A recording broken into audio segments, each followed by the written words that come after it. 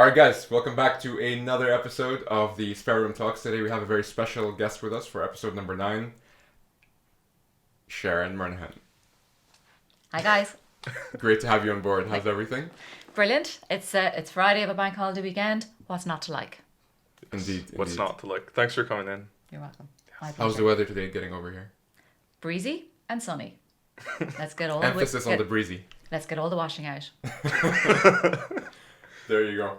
Cool. Okay, so Sharon, our challenge was essentially trying to narrow this down into an only like a 20 or 30 minute thing, because otherwise we'd be here for days, you know, with all of the questions that we have for you. And so maybe we can start off with a little bit about your story for folks who may not know that you're the #1 global sales rep in Hubspot, and basically how you've gotten to that stage. So tell us a little bit about yourself.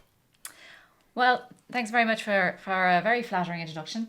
A little bit about myself and how I got to be that #1 person is I came from a non-tech print background, and I worked in Golden Pages, which I tell most of my colleagues in HubSpot and my clients is Yellow Pages, because Golden Pages is unique to Ireland. Yellow Pages is the actual global brand. So I worked in Yellow Pages for about 10 years. I worked in a national newspaper, and I kind of figured out that, you know, there really isn't much of a future in print. Gotta have to reinvent myself and figure out what's next. How soon did you figure that out, actually? Well, I think I kind of woke up one morning and I figured out that I worked key accounts in Golden Pages, and I really didn't believe in the value proposition any longer, and asking high valued clients for a ton of money to put an advert in a print publication that had diminishing returns. I just couldn't do it any longer. So I did a lot of soul searching and kind of said, okay, something needs to change. What needs to change? How am I going to change it? And when? So the when was kind of like now. It was a case of this needs to happen pretty quick. And the how was, I did a bit of research. I kind of looked into myself and said, okay, what am I good at? Very much, look, if you're ever thinking of a career change, don't try and say go from being a painter to being a trapeze artist. You know, go from being a painter to being a landscape gardener. At least your skill set is similar. Transferable, yeah. Yeah. For me, it wasn't a case of going from being a salesperson to being an accountant.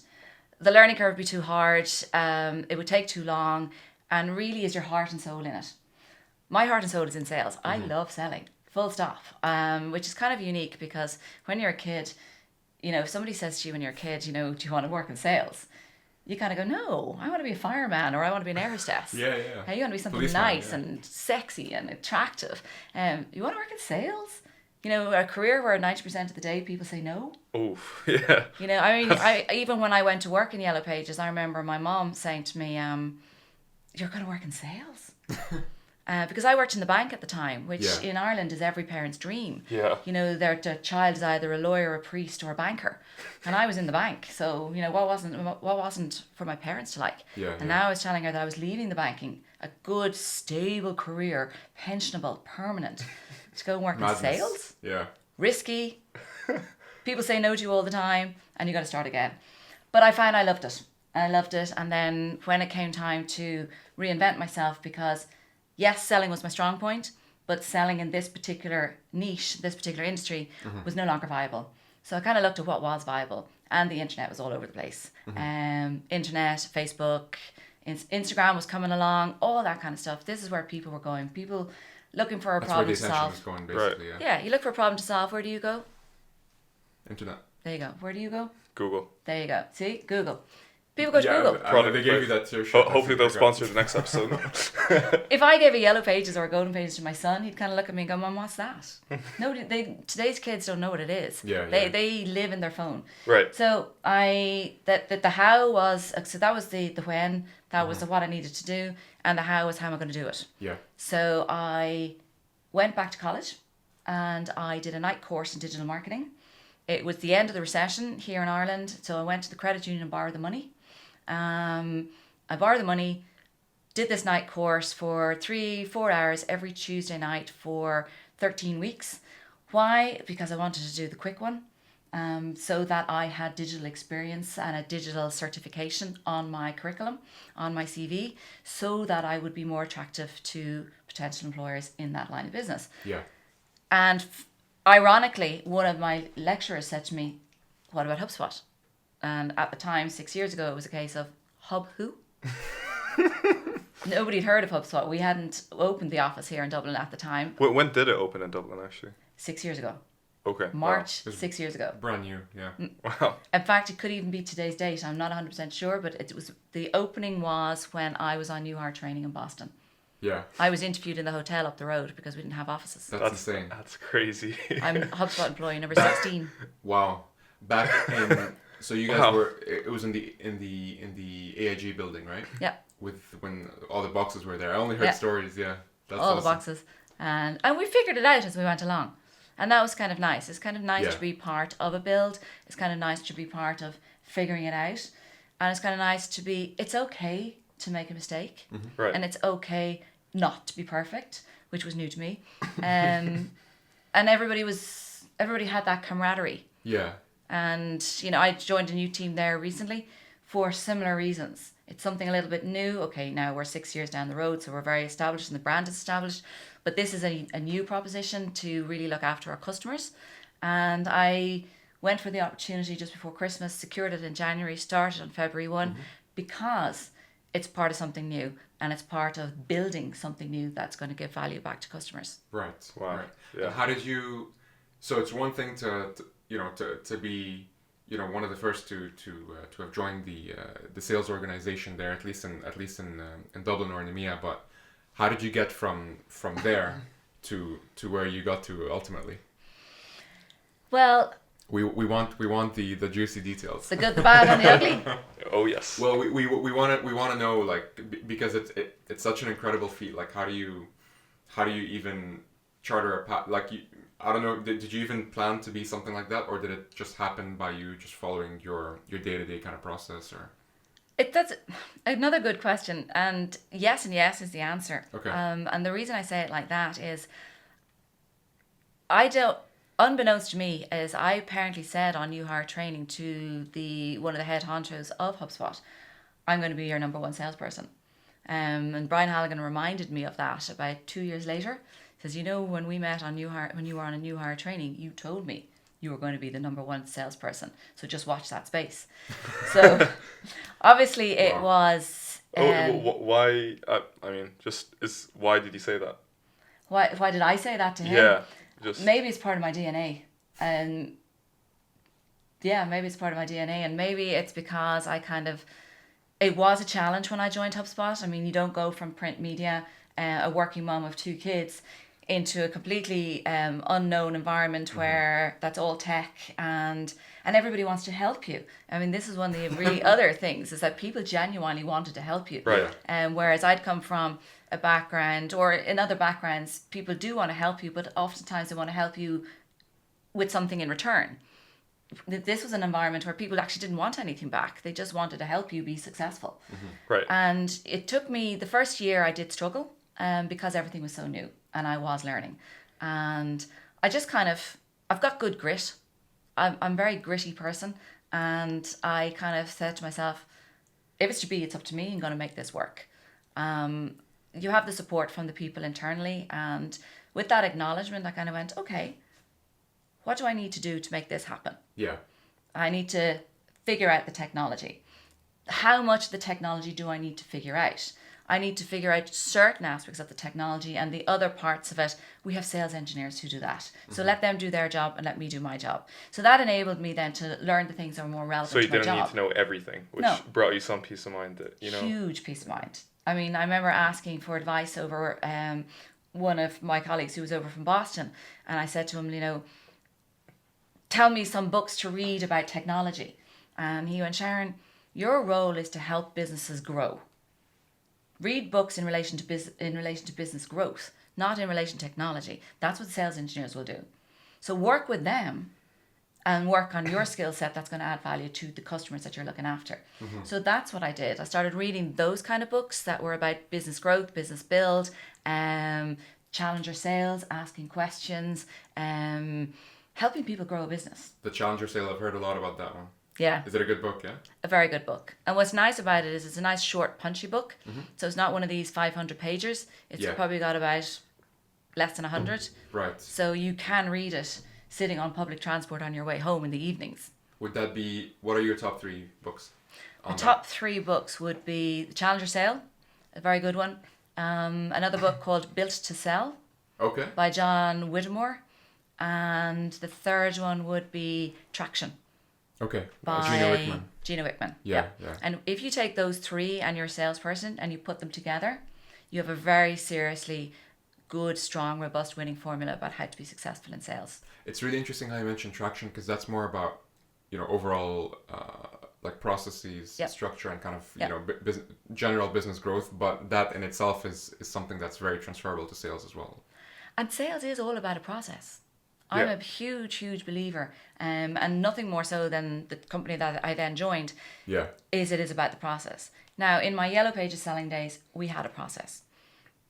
Kinda. In the company I'm with now, and in most companies now, if there isn't a process, I would encourage you to go and find a process. Yeah. And put it together. Read books like that. Like Traction is about the 10 steps to entrepreneurially putting a system in place. Built to Sell actually doesn't follow those steps per se, but it does actually follow those steps inadvertently, and it's told as a storyboard about a guy who's starting a business and then grows the business so that he can sell it. And then the Challenger Sale is about, a lot of salespeople are ask a question, get an answer, accept the answer. Then when they actually go to make a value proposition of why you should buy my product, they don't actually have anything substantial on which to sit that on top of, because they didn't ask the right questions. Right. They didn't push back on fluffy answers. Right. That is something that I learned in that first year. Pushing back on fluffy answers. Push back on fluffy answers. Yeah. And it's okay to do that. Like no budget, it's not the right time. Yeah, oh look, well we kind of have a budget. Okay, so tell me more about that. Well, we have a budget that's it's between 50 and 100,000. Okay, is it 50 or is it 100,000? Because there's a big difference. And and what are you going to do with that budget? And when are you going to get it? And who is going to fund it? And how are you going to then apportion it to the turning the lights on during the day or paying your sales team their salaries? So when you push back, you actually help business owners to really think about what's in it for their business. Have they really thought through these types of questions? They have to be personally, almost like emotionally invested in the whole and process. Trust is a really big thing, because what puts you in a position for them to be so open, or what gives you the leverage to be able to ask them those questions and push back on their answers? Trust is massive, and you can't really do that on your first meeting. Right. I think where trust comes in is do what you say you'll do. Another thing is look at your LinkedIn profile and use it, reposition it, scope it out so that it does reflect that you are a trustworthy and credible person. It is your shop window. When you reach out to a customer or prospect, first place they're going to go to suss you out, check you out, is something like LinkedIn.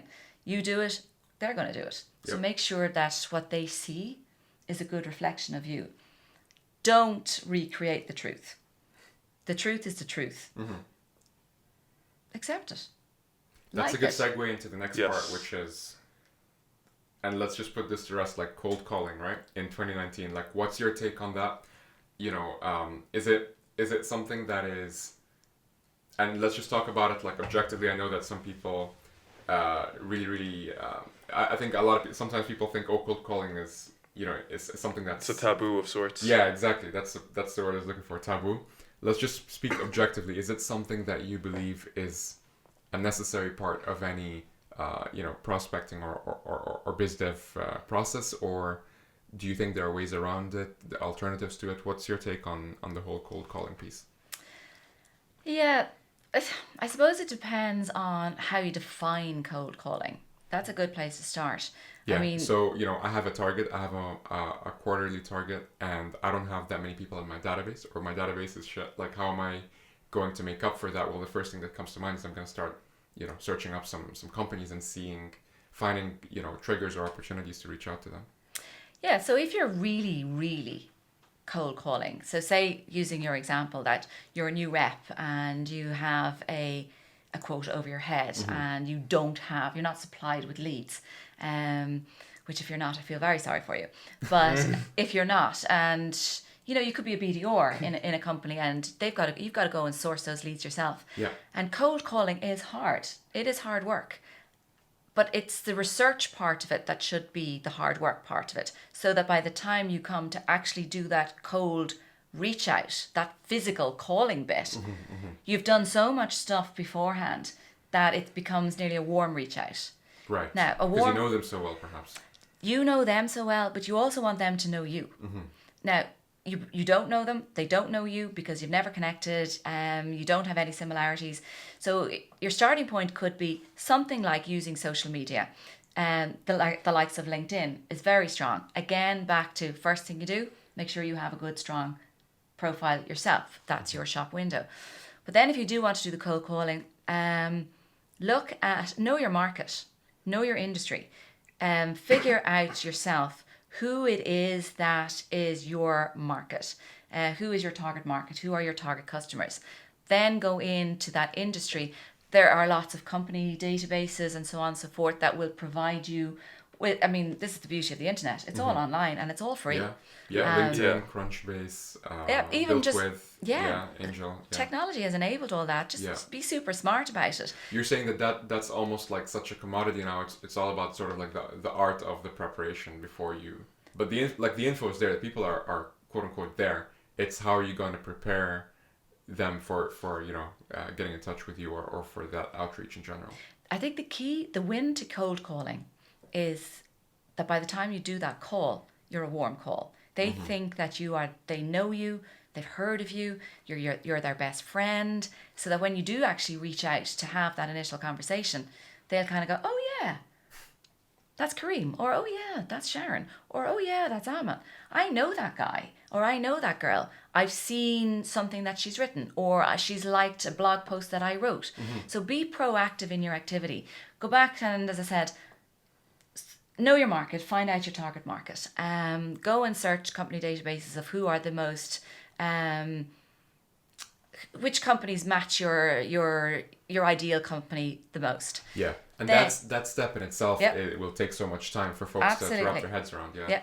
And once you start doing it, you'll get better at it because you know yourself, repetition builds speed, and builds efficiency. Then do look at your own profile on LinkedIn because that is kind of like your landing page.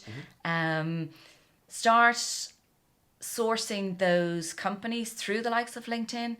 Find out who are the people in there, what are their daily interests, who are they as people. Then when you're searching for the people, are you looking for kind of like decision influencers, or do you start at the very top and then from there you see like how far you can go, basically? A bit of both. You could start with their website and start reading their blogs. Read their blogs, you get an idea of what's going on in their company, where their pain points happen to be. Then if you match that by going into LinkedIn and finding out who are the decision makers, who wrote that blog? Was it the decision maker or was it a content creator? Use the advanced settings on the likes of LinkedIn. How many people are in that company? Do you have any shared groups? As a bit of a sideline, that's actually how I did get into HubSpot eventually. Was I found somebody who was in a shared group with the digital marketing course that I did, and I used that as a warm lead into HubSpot rather than a cold reach out because I had a fair idea that cold reach outs are not as robust and don't have as much success as a warm reach out. But essentially it was actually a cold reach out with warm qualification beforehand. So when you're trying to build a lead list that you have on up for cold calling, it's almost exactly the same type of thing. Use LinkedIn, use social media, find out what does the hierarchy in that company look like? Who are the influencers? How can you get to that influencer? Do you have common ground with any of those contacts in that company? Or do you have a contact who knows a contact who knows a contact who can make a warm introduction? Right.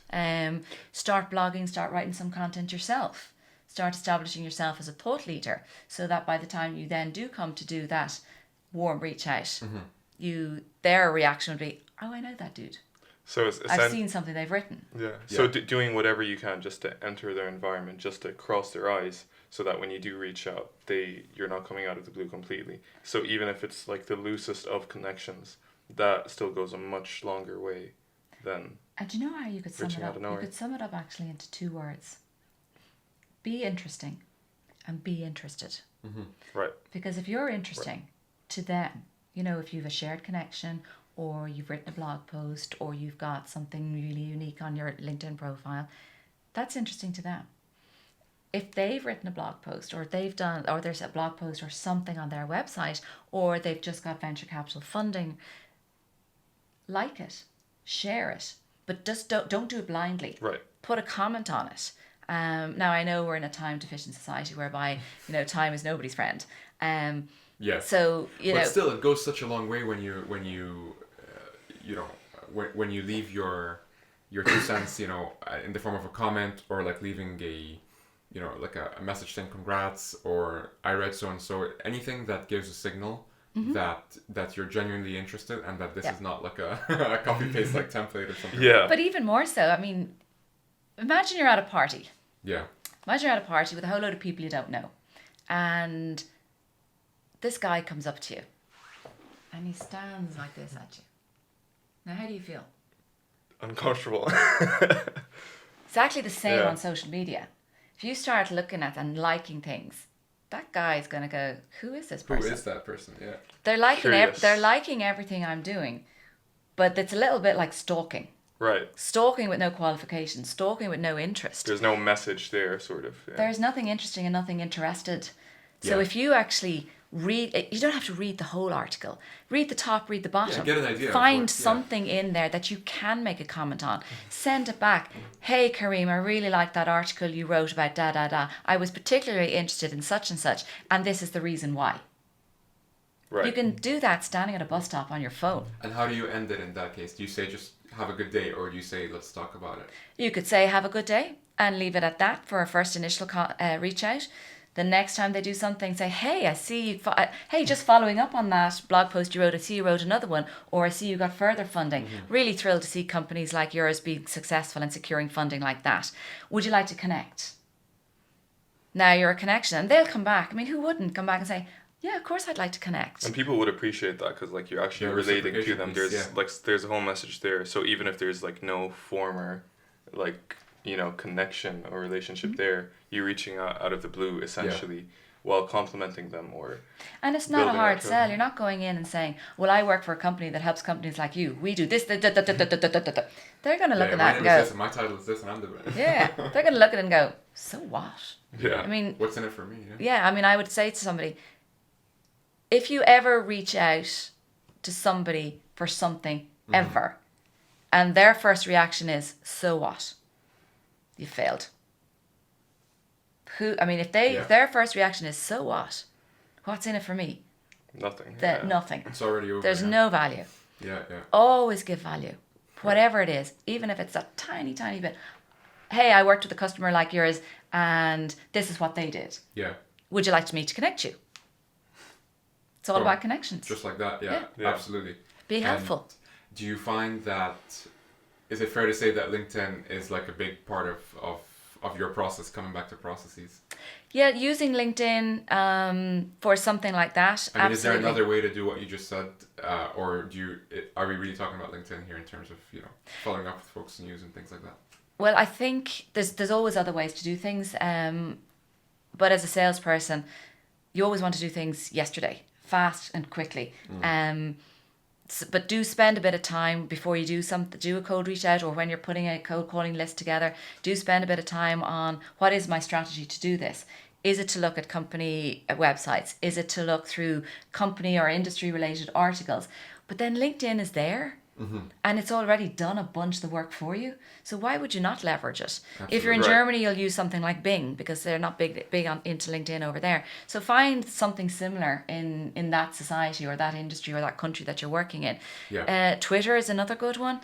Set up some alerts on your own profile or on your own email. Some Just alerts. generally being in the know. Mention at something and get an alert on that and tweet it back. Like TweetDeck, for example. I love it. It's so tactical, Sharon. I love it. Yeah. We should should write a book after this together. Basically, On us, my like, bucket summarizing. list. Huh? On Oh, my yeah? bucket list. Amazing. Okay. You've cool. heard it here. Indeed. Oh. Indeed. Now I'm Let me accountable. first read that. Okay, so tying that in with our next question, which is, if you joined a startup today, right, and you started a startup today, zero brand, zero sales team, how would you get the first-time customers, assuming that you're already having these kind of, so using that process, now we have prospects, now we're getting them on the phone, now they're interested to hear you out at least. How do you go from, I'm interested, to actually being able to, qualify them properly and actually close them as well? So if I was the startup company, Yeah. one of the first things, back to again the LinkedIn, have your shop window decent. Yeah. Other thing I would advise you to look at is don't spend all the time planning everything. Don't spend all your time strategizing everything. If you don't start selling something, you've got no customers. If you've got no customers, you've got no business. So what you want to do is start looking at something that's going to get out there so that it can come back in. Look at websites are fabulous. Do you have time as a startup to build a website? Probably not. Build a landing page. There's lots of free tools out there that you can build a landing page on. WordPress, HubSpot, lots and lots of stuff. Build a landing page, put a form on it, put a call to action. Good start. Start doing some content. If you're not into blogging, find somebody who is. There's lots of people out there, lots of journalists who would be quite happy to be paid 50 quid to write a blog post for you. Get them to do that. Write a blog post, or again, back to your LinkedIn strategy, share other people's blog posts. Yeah. Put on your landing page link, put on your value proposition. So the first thing is your LinkedIn profile. Second thing is your landing page. Third thing is your value proposition. What is your positioning statement? Who are you? What can you do? And how can you add value to somebody? And know it. And know it properly. Know it in 30 seconds. If you were to get into that elevator and go up to the top floor with Steve Jobs, how are you going to pitch your business in 30 seconds or more? So that's very interesting, because essentially everything you said is basically reverse engineering what a potential lead would do once they'd find out that you've reached out to them. So, for example, if someone reaches out to me, the first thing I'll do is I'll Google their name, I'll Google their company. Yeah, who's this person? So Check LinkedIn out their literally, profile. literally going through, all right, what will they do once I reach out to them, and what are all the channels that they're going to look at? Absolutely. But I think that sort of touches on a very interesting conversation that Kareem and I always have, especially like when we started Tribe Tactics, which is a lot of time people would spend a lot of time like conceptualizing things and like planning things, rather planning than and over planning, and rather I than just got a new idea, and exactly rather than actually just trying to go out there and sell something.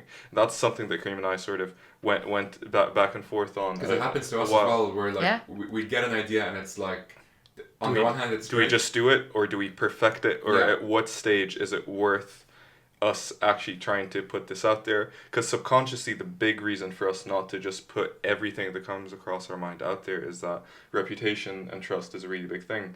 So it's always really interesting to think about, all right, is this worthwhile for us to do? Because if we're unable to deliver on this, this might leave a bad sort of reputation and like things spread or whatever it may be. So I was wondering like what your thoughts on, like in your own experience, around finding the balance between being just perfect and ready to go and just not knowing where you are and just with an idea of actually reaching out with the whole selling point. Yeah, it's an interesting one, all right. It's a case of it doesn't have to be perfect, it just has to get started. And I kind of am a bit like that as well, and kind of I keep saying to myself, Sharon, it doesn't have to be perfect, it just has to be done. Or it doesn't have to be perfect, it just has to be started. And then I say to myself, yeah, but I also want it to be perfect as well. So I kind of think that... I'm thinking of the 60-page deck now that you're mentioning earlier. Yeah, it didn't need to be 60 deck. It's 60 and you spend so much time in it, and then you look back and you go, why did I spend so much time in it when I only used 6? But then, what I also think of is, I read somewhere there once, like Barack Obama spends 2 days practicing for a 10-minute speech. Like 2 days to practice 10 minutes. And he is involved in writing his own content as well. So, maybe it does take 60 pages of a PowerPoint deck to bring it down to 6 pages. Yeah. we're not perfect. There isn't a perfect formula on it. I think it's a lot to do with your own, just get it started. But I do think what would be helpful to doing that getting started bit is to do a small bit of strategizing. Do something like, now you'll have known this from our HubSpot days, put together something like an M-spot, okay? Which stands for, let me remember it, mission, strategy or serving, Place. plan, Oh.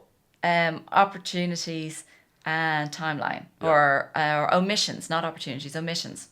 So put together something like an M-spot. So say, what is your mission? What is your mission as Tribe Tactics?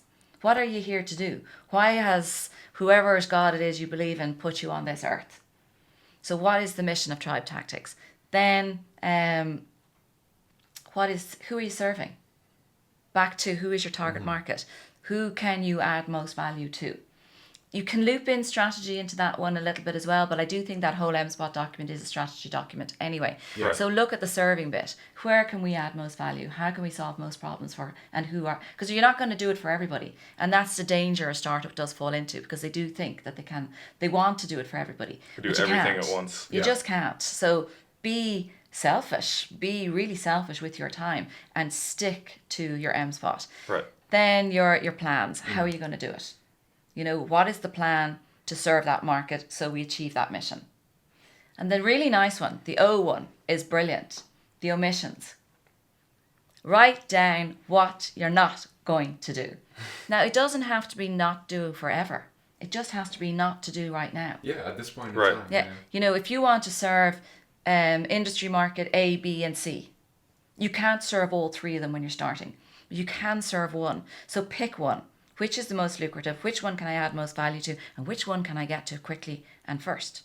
And So- to your point earlier as well, like that's half of the sales piece done already, because they feel like you're essentially offering something that was like literally like, you know, bespoke to them. Yep. You know, it's not just, you know, those restaurants that sell like pizzas and burgers and a bit of pasta as well, Yep. and steak, and sushi, and like no one ever steps in there. You know? Yeah. Because But they're very if- confused. But if you have like pizza, and even pizza, like if you become like, you know, like you don't even have like all the amazing like burger shops, for example, only have like two burgers on Max, the menu, or yeah. 3, and you know you start thinking like, wow, they must be really good at that if they're not doing what everyone else is doing, where it's like, oh yeah, you know, B2B, like we do everything, you know, full service, like just come talk to us, and it's a very weird like psychological barrier, because you think, yeah, well, you know, if I'm positioned for everyone, then everyone will We've got feel more welcome, people. but it never ends up being that way, especially like you were saying, like with the internet. Like, I feel so old saying this, but with the internet, like you can Google anything you want in any particular niche, and so you have to be one of these niches. You can't be there for everyone anymore. It's At the start anyway, yeah. Well, it's also, I mean, I worked for a long time in HubSpot with marketing agencies, and it is a chat, and a lot of them were starting up at the time, and it is a question that did come up over and over and over. Should I specialize? Should I niche? Or should I just be all things to everyone? And my answer back to them was, niche is better, because it's very hard to be all things to everyone. But then also when you're starting up, you're not going to say no to business. So I would say, yes, take the business. They're going to help fund putting the lights on. But have it on your M-spot or on your mission statement or on your strategy document that this is the market that I'm going to go after. Yeah. And you know what? Even put it into your omissions. Let's focus on this for now, and then we can bring in the others later. Let's do one thing and do it really right. Right. Yeah. And then put the timeline attached to it. So let's do that one thing, do it really right, and we're going Yeah. to do it by when, so that we can achieve our plan to serve our customers, to help achieve that mission in the I first think place. that's a huge point. Equally as important to knowing exactly what you're going to do is knowing exactly what you won't do. Because I know that's something we both faced. Like Yeah. we got pretty close to accepting opportunities, and we decided to just say no to them. They were attractive, but deviated from what it is that we were really focusing on. And then in hindsight, I think we made the right decision, just focusing on what it is that we've set out to do, Yeah. and sticking to that rather than getting distracted. Because, like you said, like with the repetition piece, you're also building like reputation or brand, or you become known for something. Exactly. And it's very difficult to be known. Like using the restaurants example, it's very hard to be known as the restaurant to go to, which is for like, everything. Yeah. Yeah, exactly. But like if you decide to focus on only like pasta or whatever, it's just an easier kind of like mental heuristic for folks to come around.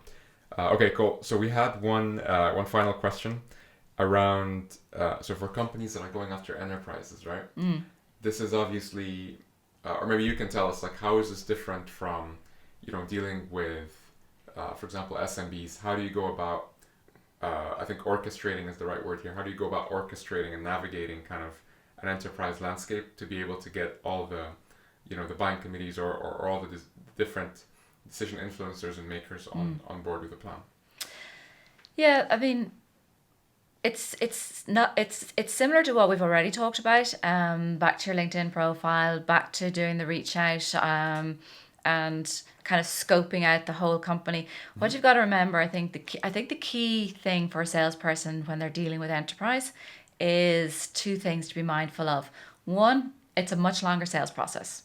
It's not a quick fix. I mean, when I was working with marketing agencies and I was hunting, if I wanted to hit my number this month, I went after the smaller businesses because they could make the decision quickly.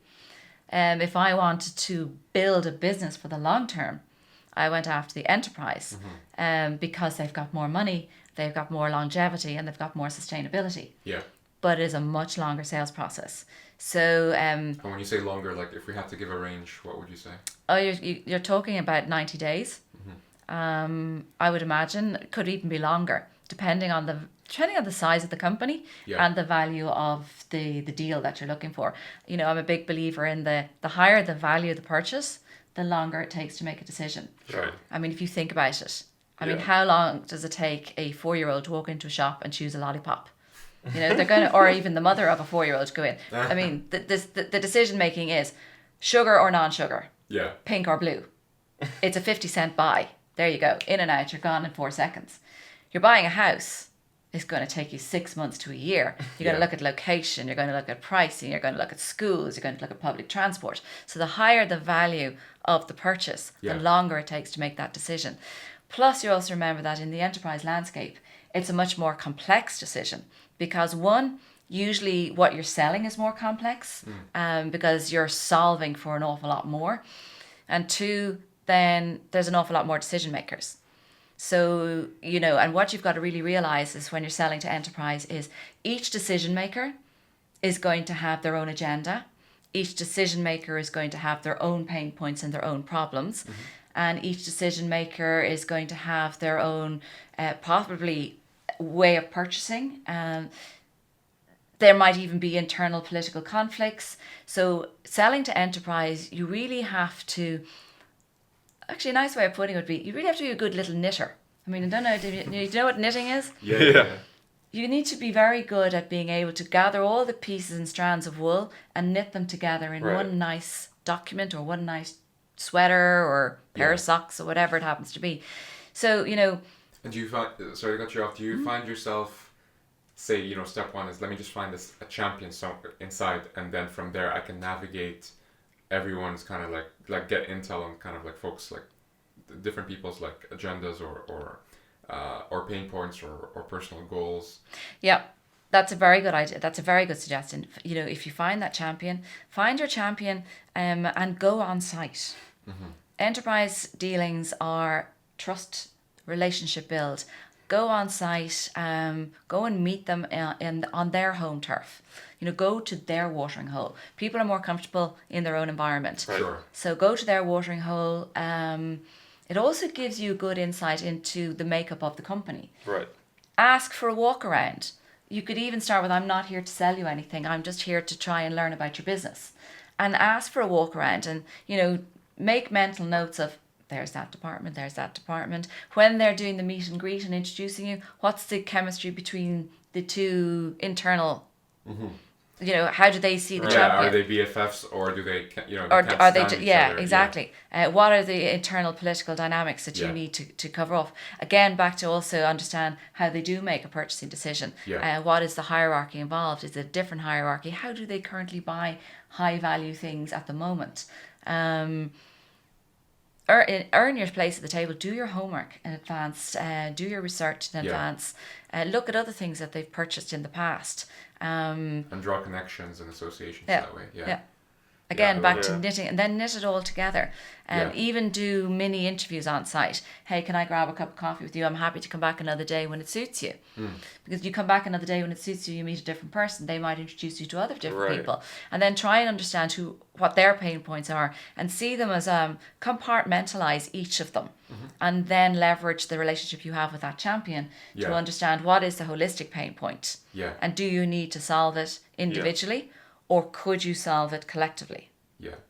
Is your book on pre-order or not yet? We'd love to get a copy Honestly, of that. be the first to read that for sure. I love how your approach is very like scientific. You're almost like a scientist or like a researcher. Where there's, Surgeon. like, huh? A surgeon. A surgeon. Dissecting everything. There's like a specific process. I'm not getting emotionally attached to any yeses or any nos. I'm just following the process. Yeah. And if, like there's more than one approach, there's more than one way to achieve the goal. I'm just here, testing different things and just really following the process and being true to that.